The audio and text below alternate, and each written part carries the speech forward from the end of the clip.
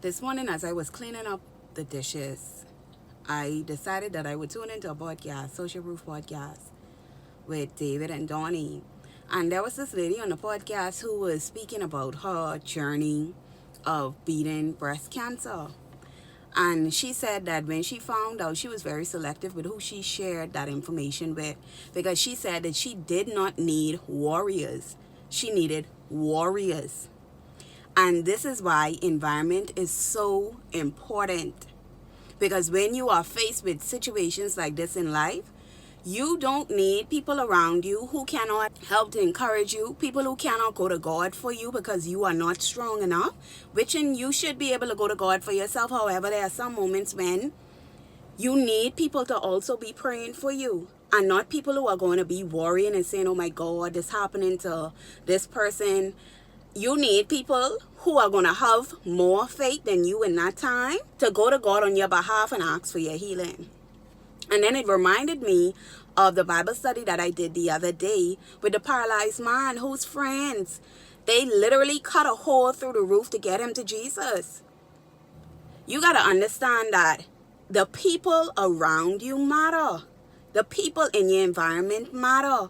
You can only imagine how that man's faith was boosted because of what his friends said. They had an all or nothing mentality. They had all or nothing faith. And they decided that we are going to get him to Jesus regardless of whatever happens. They cut a hole through the roof to get him to Jesus.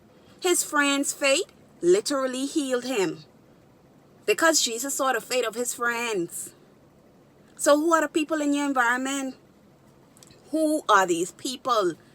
Is it just people that you can only call on when it's time to go out for drinks? Is it just people that you can only call on when it's time to probably have a party at your house or something? Are these people that you could call on when your mental health is not at its best? Are these people that you can call on when you lose a job? And let's go back to losing a job. Because a few years ago, when I lost my job, I promise you I would have not been here if I did not have a strong support system between my mommy, my sister, my friends, people who were just encouraging me because they know that I was going through it. And if anybody who personally knows me, they know that anything that I handle, I tend to want to handle it on my own because I don't really voice my problems. I don't just go there and say, okay, I'm dealing with this. I'm not that person.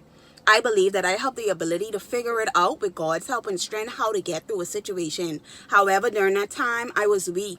And during that time, the support that I got, I promise you, without that support, I would not have been here. So scan your environment. Scan the people who you constantly interacting with every day. The people who are closest to you. Are these the people that can pour into you?